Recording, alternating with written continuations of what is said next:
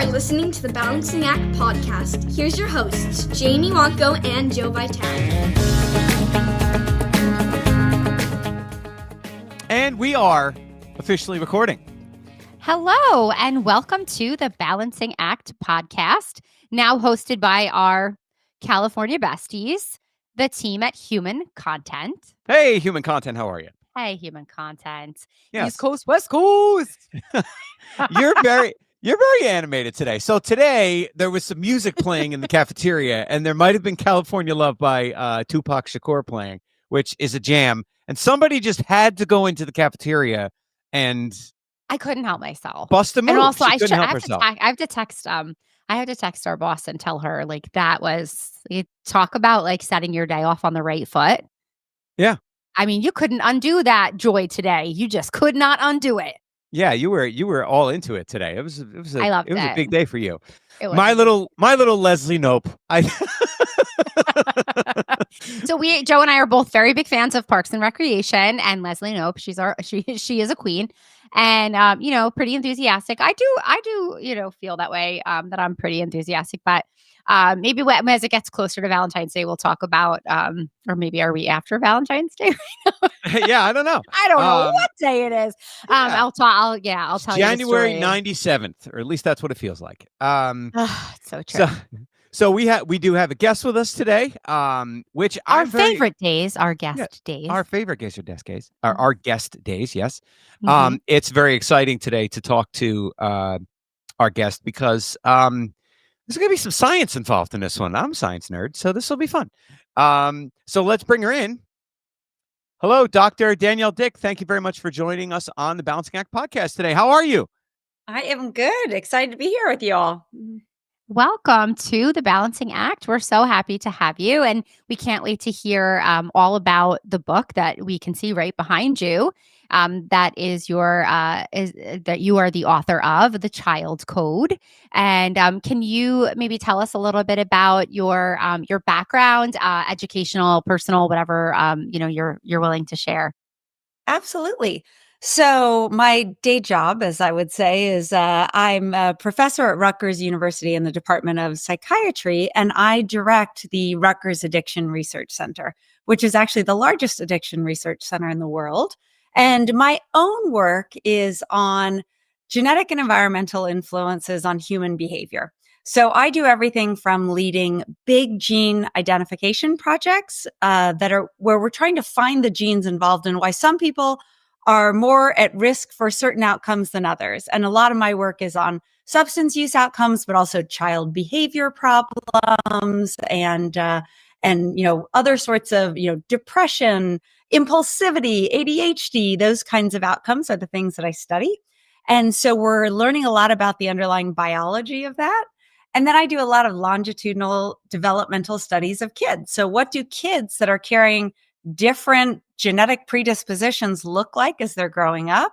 And importantly, what kinds of environments either increase risk or reduce risk? And then ultimately, how can we use all that to develop more informed prevention, intervention, and treatment? But at the end of the day, I'm really interested in the differences between all of us and our kids. And really what led me to write this book is that in addition to being a scientist, I'm also a mom. And when I had my son, oh, the irony, I found myself raising the high-risk child that I study, highly impulsive, highly emotional. And knowing the research was such, it was what saved my sanity. And I looked around and all of a sudden as a parent, I started paying attention to, the actual, what was out there in mainstream parenting and on blogs and shows and whatnot. And I was struck by how little of the research from the world that I lived in, at work was actually getting out into parenting and education. And so that's really what led me to write this book was, I'm very passionate about how we can both advance scientific discovery, but how we can get that to people in ways that is user-friendly and that people can understand and apply to their lives.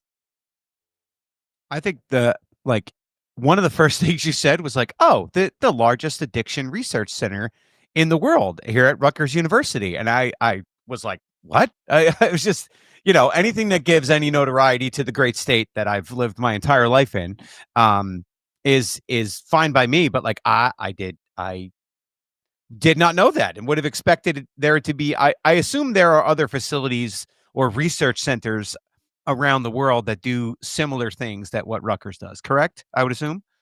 Yes, so there's several addiction research centers. In fact, the directors of lots of these addiction research centers, we meet every month. But yes, I want this to not be the best kept secret that Rutgers actually has now the biggest addiction research center in the world. And really what we have about 150 researchers who do everything from basic neuroscience and genetics all the way through to, studying kids, adolescents, how risk unfolds across development, to studying prevention, treatment, recovery, policy. So we really span that entire spectrum. And that's what I grew up all around the world, but that's what excited me about moving to Rutgers, was to really build and lead this center, because we can do things when you have just, this breadth of expertise in ways that, you really can't do anywhere else. We can understand the biology and then take that into both medication development, but also thinking about prevention programs for kids, early screening, let's stop problems before they start, et cetera. So those are a lot of the things that we're working on and that I'm really passionate about. I'm curious how you come to have the children that you can actually track, follow, research. So we do it in a number of different ways. And so there are some big national studies in the United States. Most of these are sponsored by the National Institutes of Health. And so as one example, there is a big study called ABCD, Adolescent Behavior and Cognitive Development. And there were multiple sites across the country, so academic research centers, and they enrolled kids. And they did it by recruiting through Richmond, Virginia, where I happen to live, was one of the recruitment sites. I have several friends whose kids were in the study. They enrolled kids through schools, through a variety of different ways where they were trying to reach diverse groups of kids. And they enrolled them starting at age 9, 10. And they would bring them in for a whole battery of everything from brain imaging scans to surveys that parents filled out, that kids filled out. And then they've tracked them every couple years. And so they're essentially studying both brain development, but also behavior across time.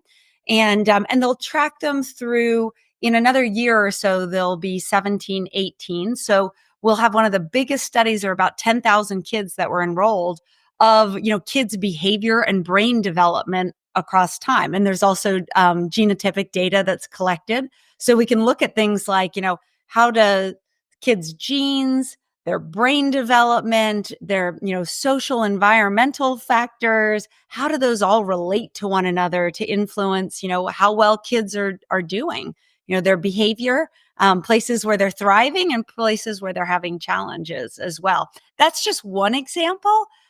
There's a lot of different studies like that, each which have their own kind of little twist. Some of them do school-based recruitment. Some of them recruit through big population registries or even driver's license registries. So there's a number of different studies like that we work on. Some of them are actually recruited. For example, I have a big family-based study that's recruited where a parent had a substance use disorder, and then they studied the whole family. So sometimes we're recruiting based on a characteristic and trying to understand family dynamics there. And sometimes we're really just following big groups of kids across time to study general population health and development.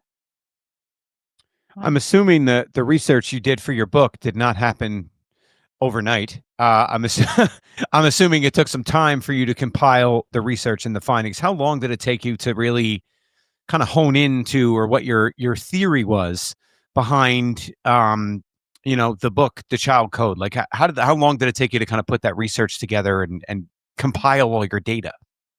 Yeah, so the book is based not just on my own research. The book is really about trying to bring the findings from our field to the general public.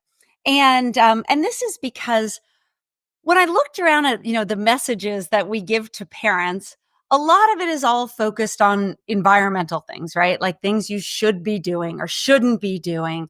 And those are very important things. But the piece that I was really struck by is that nobody was talking about how the other really big thing that influences kids' behavior is their genes. So, we're not all blank slates when we're born. We are all born with a unique genetic code. And that influences, not just the differences we can see on our outsides, right? We're all really similar. Most of us have 2 eyes and 10 fingers and 10 toes and internal organs and all of that. We're similar in a lot of ways, but there's a lot of ways that we're unique. Our hair color, our body sizes, types, why we're more or less at risk for particular diseases. Well, our brains are equally unique. Our genes influence the way that our brains develop. And so that means every child has a brain that's wired differently.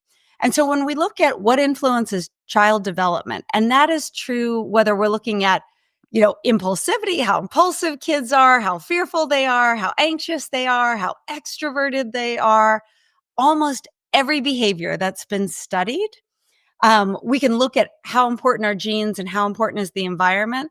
And a rough rule of thumb is it's almost always 50-50, right? And what that means is that if you take something like impulsivity, about half of the differences between kids in how impulsive they are is due to differences in the unique genetic codes that they were born with. And then the other half is due to differences in their environments that are influencing those behaviors. And in parenting, I feel like a lot of the messages we get are all focused on the environmental pieces, but we're totally not talking about the importance of genetics on kids' behavior. And I think that's a huge mistake. And that's what really led me to write this book. And I think it's a big mistake, kind of for what I think of as, a few big reasons. One is that I think it causes a lot of guilt and, shame and hurt on the part of parents when our kids are struggling. The number of parents that are like, what am I doing wrong? What have I done or not done that my child's having all these challenges in school? Or, my child's getting in trouble all the time, or my child's throwing massive temper tantrums in the grocery store. And, I'm getting dirty looks from other parents. I think it can really cause a lot of, guilt and judgment that we both put on ourselves. And candidly, if we're honest, that we put on other parents too, right? We've probably all seen that child throwing a massive fit at the store. And, you look at the child and you look at the parent and you think, oh, that parent really needs to, fill in your favorite parenting advice. And the reality is that, what works for your child, it may not work for another child. And that parent might have tried all those things and they don't work. And that's why they're doing something differently. And so this last piece is that, and I think this is the most important piece, by recognizing how our kids are all wired differently, there's actually different, strategies that work better or worse for kids whose brains are wired in different ways. And so if we're not talking about that, then we're missing an opportunity to essentially help our kids, overcome challenges that might be skills that are not natural to them and really accentuate their positive things so that they can be the best version of, themselves. Yeah, so I'm in the unique situation of having, so I have 3 children. One is 16, the same as Joe's twins as well. But I also have twin girls that are 12 that are identical. So a lot of what you said is interesting to me, also from that part of having children with, born at the same time. There's very specific things that, especially having them second, right? It was, I remember like people use the term like, oh, they're a just dad water kid. And, and it's sort of the idea of like, yeah, there are kids who come out, like my child walked at 8 months. And it's like, but you didn't you didn't teach them to do that. Yes. They did that, right? So I'm always very interested in, especially having the twins, with that one had more struggles physically, the other with speech, things like that. And of course, and they would tell me, don't compare them. It's like, uh, Well, isn't that impossible? I And mean, we had the same especially, issue. it's the same gender. It's like everything is the same. It's not fraternal twins, even where your two siblings just happen to be born at the same time. But it's such an interesting. Everything that you're saying is so fascinating. Yeah, we witnessed the same thing with my own children. I mean, when my kids were young, my son was diagnosed like very slightly to need speech services, early intervention. So we had a speech person that came to the house and met with him and did stuff. But like my daughter was a yapper. Like she talked a lot. I just think she took up all the air in the room, and he was just like, ugh, I don't want to hear it. Like I could see his personality forming at that young, where he's just like, I want to sit and play with my toys and be quiet. And she's loud and boisterous and playing and making noise, and he wasn't. So maybe he wasn't developing. And we know that I'm generalizing, right? That boys develop slower than girls in that regard. Am I right or wrong in that assumption? Or I know you're going to say it depends on the case, right? I was going to say, it's sort of a running joke. We talk about, when I talk to parents, I'll say, brain development isn't done until about age 25, and maybe a little bit later in boys than girls. They 100. Trust me, there are girls. 100%. There are some, like, I have some of my friends that were in their 20s, good, great people, want to be great adults and great parents, but like in their early 20s, they're, police officers are working on the parole board. I'm like, ooh, they were not the most, not that they weren't stable, but they were a little bit of a loose cannon. And now they're carrying weapons around. So not that they were going to do anything, but you know what I mean? Like people are still developing that. Let's make the right decision between right and wrong, sometimes a little bit later, where some kids like are much more mature for their age. Yes. And so much to dig into here. One of the running jokes, you all were talking about both having multiple kids. In our field, the joke is that everyone's an environmentalist until they have their second child. And then it's like, whoa, wait a second. I'm doing all the same things here. Why is this one turning out so differently? And then you That's realize, interesting. Yeah. oh, okay. Yes, they are. In fact, they have their own little temperaments and personalities. And really that comes from the fact that their brains are wired differently because they each have their little unique codes. And you can see that in a variety of ways from the very beginning. Jamie, you were talking about having identical twins. So the way that actually we know, and I talk about this in the beginning of the book, I kind of say, here's the science behind how we know that kids' behavior is genetically influenced. And if you don't care about that, you can skip, and you're willing to take my word for it. You can skip that section and go right into, the quizzes and things to figure out your own child and then what kind of parenting strategies apply to them. But the way we figured out all of that was through twin studies. And so actually, a lot of my work was with these big population-based twin studies. And, if you go back 50 or so years ago, we thought that almost all behavioral things and even severe disorders like autism or schizophrenia, that they were caused by bad parenting. It's mostly mothers that got blamed for everything. And, cold mothers caused autisms, cold mothers caused schizophrenia. And it was really twin studies where what we're able to do is twins come in two types. It's you get identical twins, or what we call monozygotic twins, because it's single egg fertilized by a single sperm.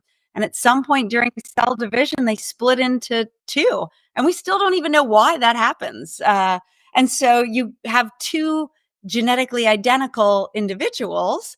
Obviously, on lots of outcomes, they're not identical people. Right. They're a lot more similar than two random people you pick out of the population.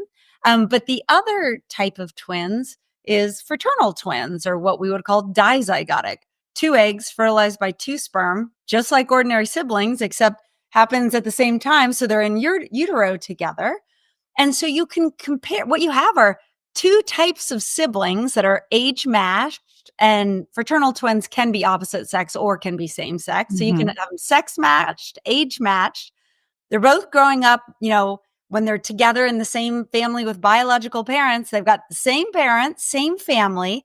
But what you have is one type of siblings that are sharing all their genetic material and the other type that are sharing just half of their genetic material. And what they found is that for virtually every behavior that has been studied, monozygotic or identical twins are far more similar to each other than dizygotic or fraternal twins. And that's how they realized, because if it was all parenting, right? If it was all our parenting that made them impulsive or anxious or, whatever it is that we're interested in, extroverted, introverted, then you would expect this, there wouldn't be any difference between the types of twins because they're both being raised by the same sets of parents. And that's not at all what we see. When you share more genes with somebody, you're a lot more similar.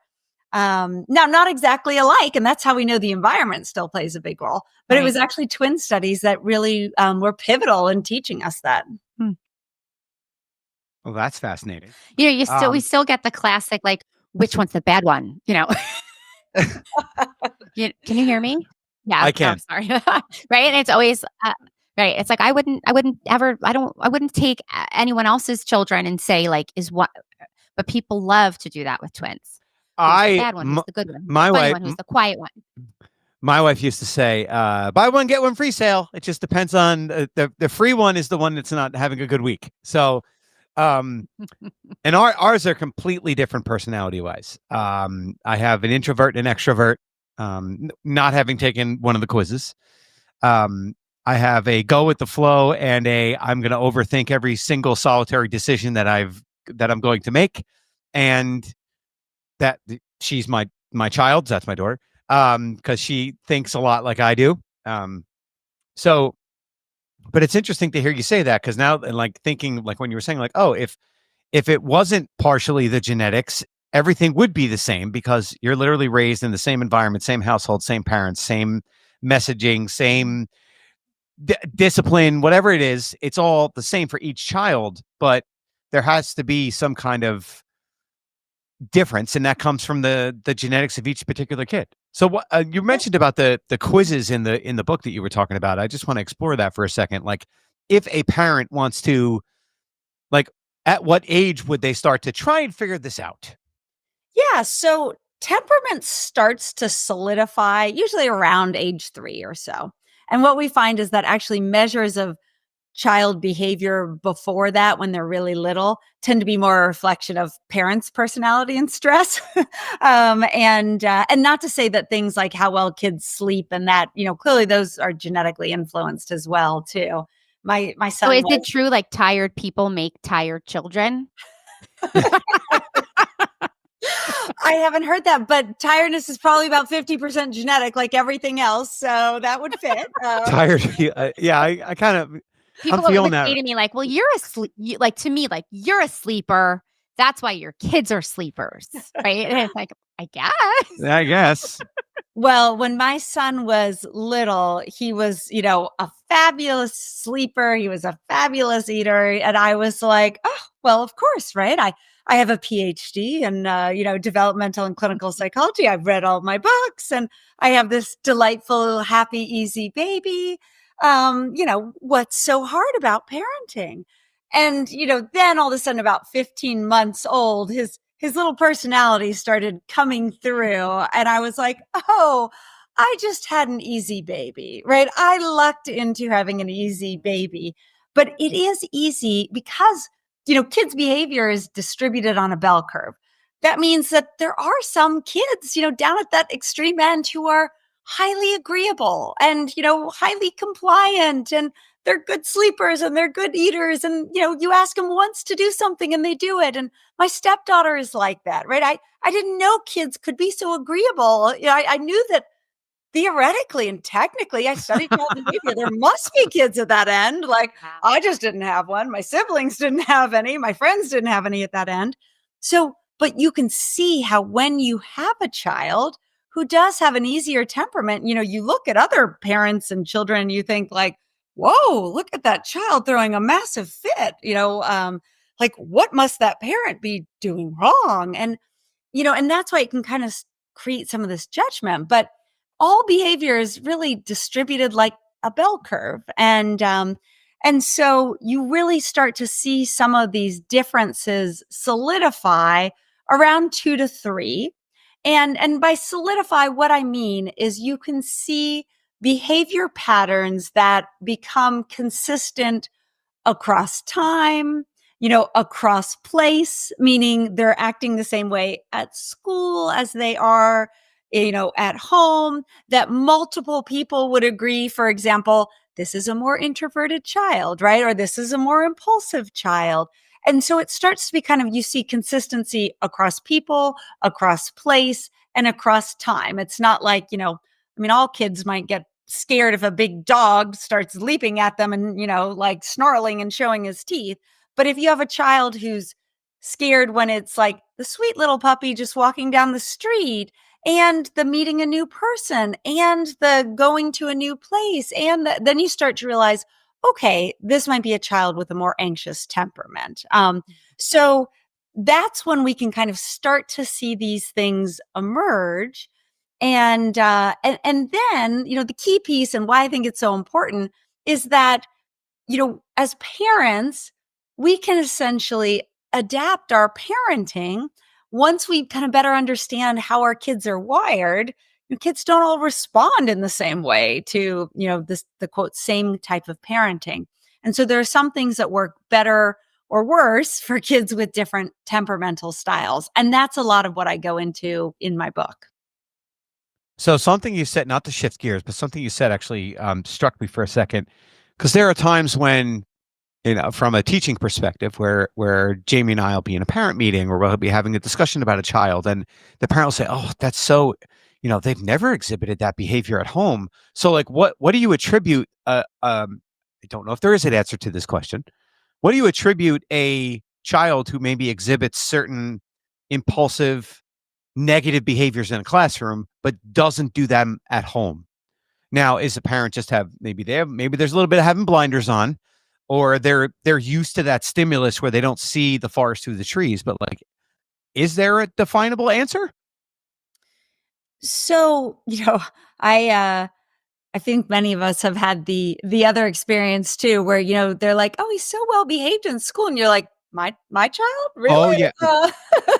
Yeah, I'm glad you just said that, because that's the opposite side of the coin too, right? Yes. Yeah. And so, by saying behavior is stable across setting, of course, there can be some variation across settings, right? And so the boundaries and the rules at school are different and can be different than the boundaries and rules at home. And so, as just one example, one of the things we know with kids who are very impulsive and who then, might subsequently be diagnosed with ADHD is they have a lot of trouble sitting still and, sitting, in their chair and staying on task and those kind of things.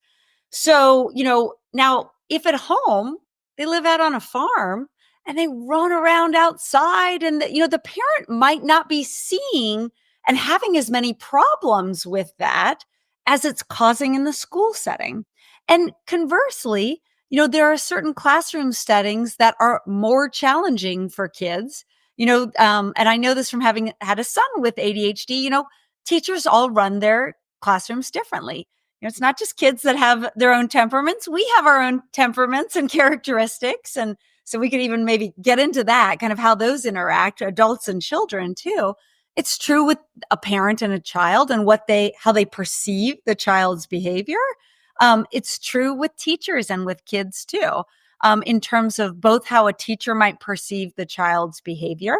You might have a teacher that grew up with a whole bunch of, boy siblings, and, they're like, oh, another rambunctious boy. Okay, great. All right. I see you're getting a little riled up, go do a few laps around the mat in the back of the classroom and then come on back.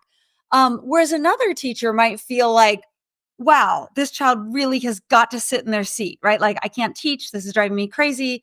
And now the child's getting a lot of negative feedback. And, and so you could have the same behavior with a teacher that maybe structures the classroom differently, or maybe that perceives the behavior differently. that can lead to sometimes it's what we call goodness of fit, and so there's a variety of things that can contribute to goodness of fit for a particular child in any given setting. And when the setting is different, it can create differences in goodness of fit, which can also create differences in terms of how the child's behavior is perceived. Wow. No, that's a very interesting perspective. And it also was something that you said there, like from the teaching perspective of like that teacher who grew up with 3, 4 boys in their house, dealing with that rambunctious behavior might be more apt to handle that in a classroom where others might not. I think that's a whole, product of your environment type of thing. Like the teaching style that we develop sometimes comes and gets affected by our environment, right? It gets affected by how we grew up, where we grew up, the experiences that we had, the stimulus that we dealt with, which could also make it easier or more challenging for us to deal with students who have problem behavior. And the other reality is that we as adults, when you're a child, you're placed into environments a lot, right? And that's largely dictated by adults. As you get older, we have more opportunity to either select ourselves into environments as they're adolescents or as adults to create environments for our children and for ourselves. And so, like we were talking about, it's not just our kids who have their own unique little brains and wiring. Of course, we all do as well, too. And so all of our interactions, whether it's between a parent and a child or a teacher and a child, are a product of both how those people's, their natural dispositions, how their brains are wired, along with the environments that they grew up in and what they're comfortable with and whatnot. But if you take just kind of a silly, easy example, you can imagine if you have a more extroverted parent with an extroverted child, then extroverted parent is taking them to, sporting events and the carnival and, festivals and kids having lots of fun and parents having lots of fun. And, they're really enjoying each other. And sometimes those matches can make parenting feel quote unquote easy. On the other hand, if you have that exact same parent, with a child that's more introverted, parent is taking them to festival and child's, like hiding behind the tree and doesn't want to hang out with the other kids. And it's too many people. It's too much stimulation. And then they're going, come on, it's fine. It's not a big deal. Oh my gosh, why is this such a big deal? This is supposed to be a fun day. Like, why are you crying? Conversely, you take that extroverted child and put them with, or you take them maybe with a more introverted parent. Now maybe parent is taking them to like the library reading hour. And, the child is running around, pulling books off the shelves, the parents are giving you dirty looks, and that's nobody's having any fun, right? You're constantly having to correct the child and whatnot. So you take that exact same setting. Maybe you have another child who's more introverted, right? Who has better self-regulation skills naturally. Everybody's sitting there listening to the book being read, having a wonderful time together. And so you can see that, like, in both cases, parents are well-meaning, but we often create environments and do things with our kids based on what we think would be fun. And that's a product of, the way our brains work. And our kids' brains are not necessarily going to be the same. And this is something I definitely ran into with my son because, I'm kind of the consummate extrovert. And on Saturday mornings, I would be like, guess what? We're going to go to the park and we're going to meet up with so-and-so and so-and-so. And remember, we all these little kids and this. And next thing you know, he'd go from happily eating his cereal to like sweeping it off the table or, throwing a shoe and taking him off me like, I'm not going. And, then as a parent, you naturally tend to respond to that behavior, right? Like, what are you doing, young man? Right? We don't throw our cereal on the floor. You don't throw your shoes. Like, that's not okay. And then they get more wound up and, you don't have to be a PhD to figure this is going nowhere good. And it's definitely not heading toward a fun day at the park together. And, what I realized is, my son, to this day, he's 18 now, is far more introverted. And his little, 3, 4, 5-year-old brain did not have the wherewithal to, when I said, we're going to go to the park, we're going to meet up with all these kids, and to say, oh, wow, mother, that sounds really overwhelming and a little frightening to me. Mm. Do you think maybe we could have a play date with one friend instead? Instead, he just throws a shoe or sweeps a cereal because it's just too much for him to manage. And, once I realized what was going on, I was like, oh, okay, let's recalibrate. And, now I understand where this is coming from. And so instead of, I was doing the equivalent of throwing a child who couldn't swim into the deep end of a pool. Hmm.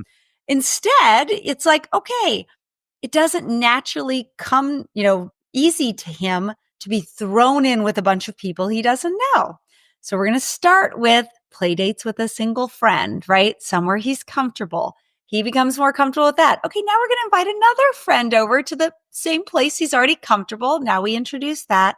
So you're teaching the child skills so that, I will say, even at 18, it's still not his favorite thing to be thrown into a large group of people, or, the family reunion with all the cousins that he's seen, every 5-10 years is never going to be his favorite thing to do. But he can make small talk. He can be socially graced. He can handle it, even though it's still not his favorite. And so, I go into that because it's an example of how, by understanding how your child is wired and then thinking about kind of how you're wired, you can think about places where it might be leading to tension. And you can also then think about, like, how do I teach my child skills? How do we reduce some of this family friction by being proactive and planning ahead? But then also, how do I teach my child the skills that might be lagging and not come to them naturally? I want to get into the surveys in a minute, but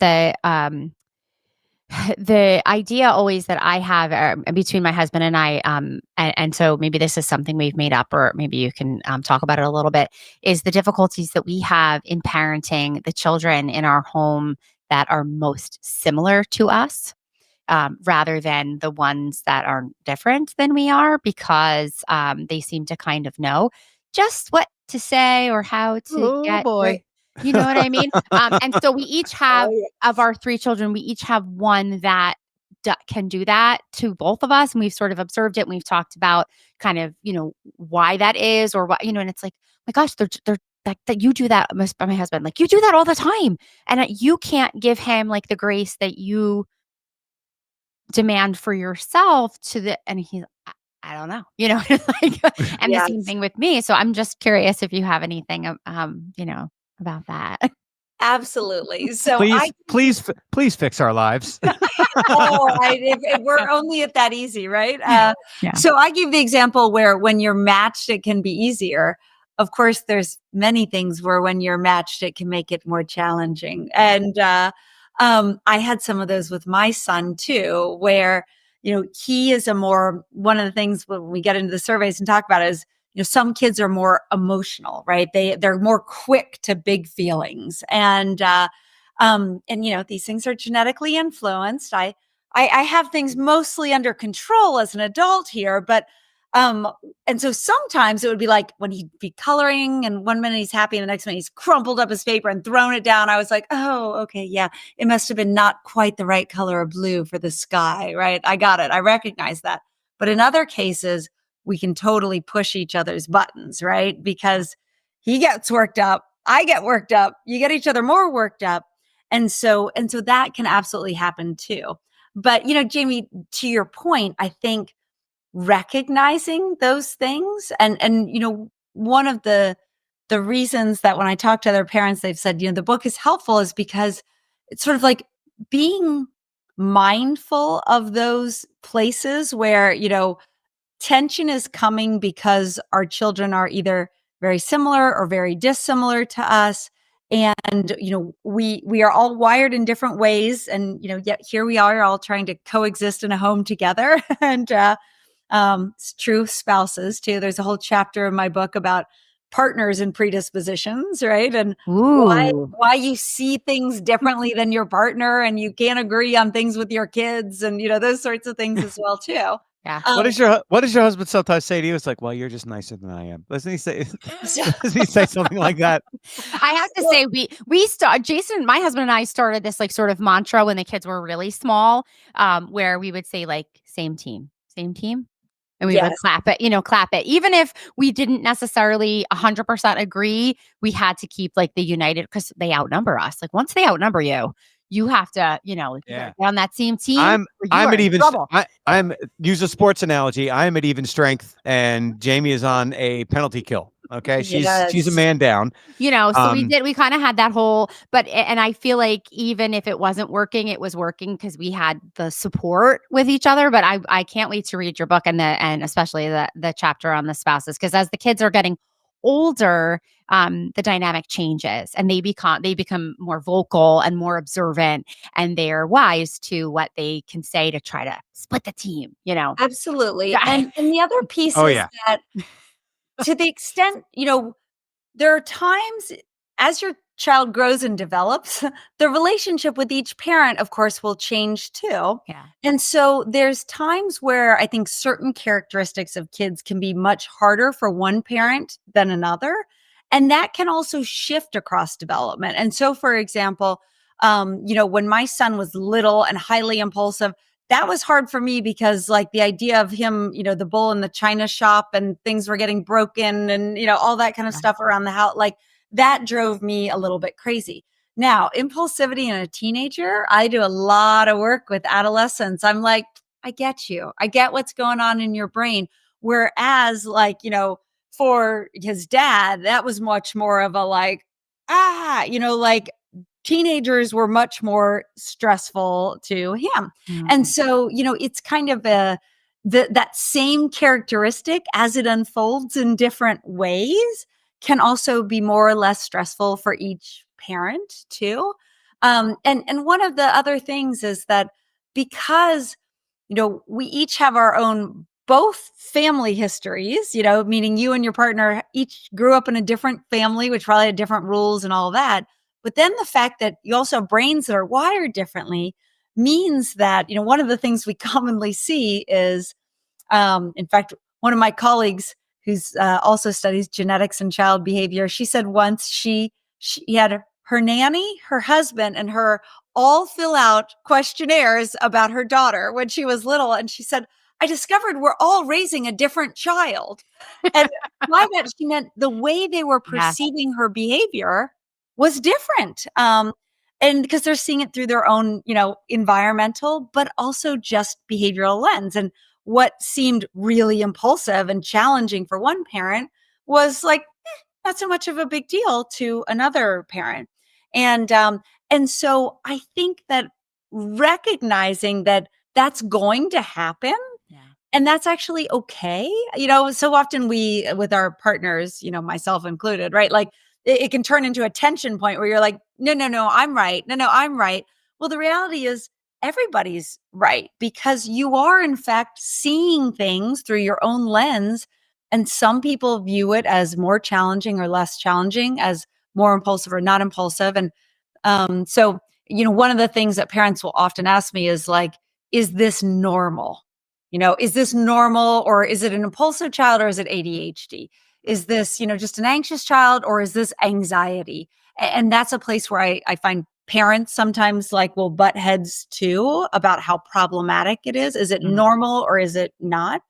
And so one of the things that I suggest is that's not the best question to be asking, because behavior's on a bell curve. That means it's normal that some kids are going to be really high on impulsivity and really high on anxiety and, all the other things. What's a better question to ask is it causing harm, right? Is it causing challenges at home, with their peers, and at school? And if the answer to, one of those or more than those, especially if it's the trifecta, is yes, then a more productive conversation is like, okay, so how are we going to put in place some strategies to support this child? And I find that the people who are actually most, the quickest to seek out help are other psychologists and psychiatrists, because we get like, this is hard. It's hard to raise kids. You want lots of folks on your team, and you want lots of people, kind of looking at this from multiple angles. Yeah. And so we would take the surveys, and then what's the next step? Yeah. So in the book, I talk about the 3 E's. Mm. And so what these are is 3 temperamental dimensions that show up in studies done in countries all around the world consistently. And so the first one is they're all genetically influenced, and kids, can fall all along kind of the bell curve there. The first one is extroversion. So some people are more naturally drawn to and get energy from being around lots of other people. Some people prefer more quiet time. They find it more stressful to be around lots of people, etc. We talk about this a lot in adults. We don't talk about it as much in children, especially young children. And I think that's a mistake, because it's influencing their behavior and how well they're doing in situations a lot too. So one is extroversion. The second one is emotionality. So we talked a little bit earlier about some kids are just much quicker to fear, frustration, distress. And the reason that, that becomes really important is because sometimes our natural tendencies as parents are actually not the strategies that are going to work best with those kids. And then the third one is effortful control, or what we sometimes colloquially call self-control or impulsivity. And that's related to the fact that, some kids are more naturally impulsive than others. Others are, better able to regulate and control their behavior from a younger age. All kids get better at this, over time and as their brains develop, but they differ in kind of their natural set points, if you will, on these 3 dimensions. And so there are 3 dimensions that show up all around the world, but they're also related to a lot of outcomes in terms of child behavior and how well they're doing, and how much, sources of tension or frustration or challenges there are at home, at school, with friends, etc. And so what there's surveys to measure where your child falls on each of these dimensions, or each of your children fall on these dimensions.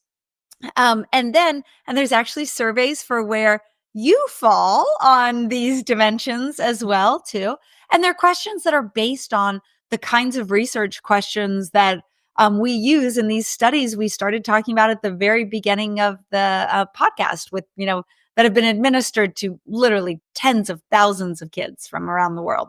And so after you kind of get a sense of where your child falls, where you fall, then there's chapters that go through, what do we know about what kind of parenting strategies work best for kids who vary on each of these dimensions?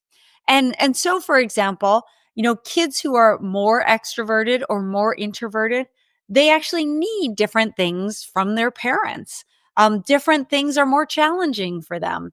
And when we're more mindful about that as parents, we can better support them, nurture them, help them feel comfortable in their own skin instead of kind of less of. And that can sometimes inadvertently happen when, as one example, you have a more extroverted parent who's got a more introverted child, and you're going like, why don't you have more friends? Like when I was your age, I was out at parties and I was out hanging out with lots of people. Like, why are you just hanging out with the girl next door all the time? Or don't you want to join a sorority? Or like, why aren't you involved in more clubs? Or you need to come out of your room more, read less, you spend more time with other people, and inadvertently we might send the message to our kid, like, I'm not enough, right? What's wrong with me? My parent thinks I should be more, whatever. And so by understanding kind of your child, how they're wired, that was just one example, but you can help think about embracing their strengths and then helping them learn things that might not come naturally or be more challenging.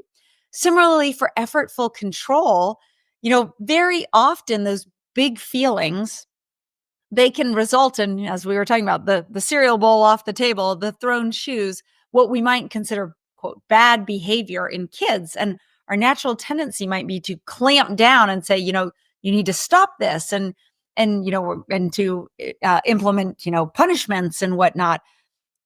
Unfortunately, those kids, those big feelings that kind of come over them, they often just don't have the skills to manage them. And so it would be the same thing as like punishing a child who doesn't know algebra to do better on their algebra test, right? Like, they don't need to be punished. They probably want to do better on algebra too. They actually need skills. They need to learn algebra. So Right. these kids, they need different things. They actually Does need anybody really need to learn algebra? I mean, can we? I'm sorry. I heard you say, I often say to my own children, like, I'm on my 3,493rd day not having used algebra, and I'm doing just fine. Anyway, I'm sorry to interrupt you. I had to. I totally appreciate it. You talk about the places where you and your child are the same or different. And, one of my fondest memories of my son was, here I was, the straight A student who, spent forever in school, right? I literally just kept going and going until I ran out of degrees. And my son was the like, meh, school's not really my thing. And we were sitting at the table once, and I'd been getting all this information from the teacher about a geology test coming up and to study the rocks. And I said, we've really got to study for this test. And he goes, why? And I was like, it's important, and you've got to learn all these rocks. And he goes, Mom, how much are you using your rock knowledge on a day-to-day basis? And he was 8, right? Funny. 8 years That's old. great. So That is, I love everything about that. I've also seen memes where it's like, name a book that made you cry. And it's like Algebra 2 by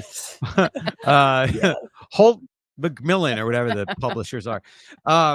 No, I mean, I encourage, our listeners to take a look at The Child Code by Danielle Dick, Dr. Danielle Dick, which can be found anywhere books are sold.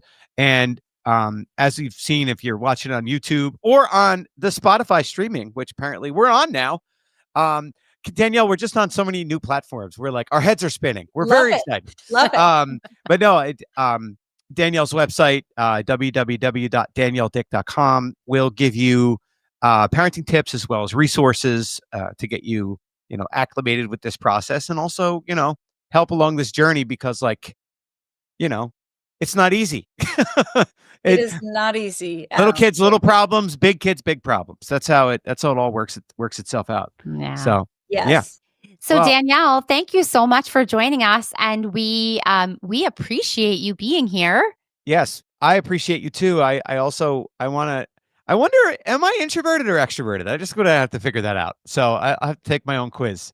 Your furrowed brow on me there, Ms. Wonko.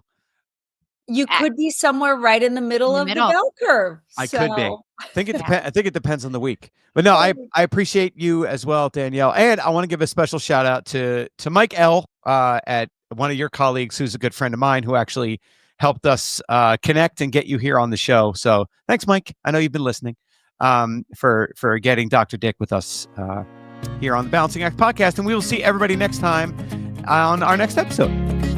Thanks so much for having me.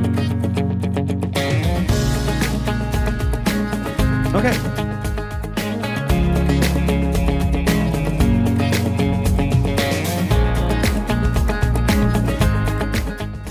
Look for the Balancing Act podcast every week on your favorite podcast platform. New episodes drop every Tuesday. Thank you for being a part of our audience. We appreciate you.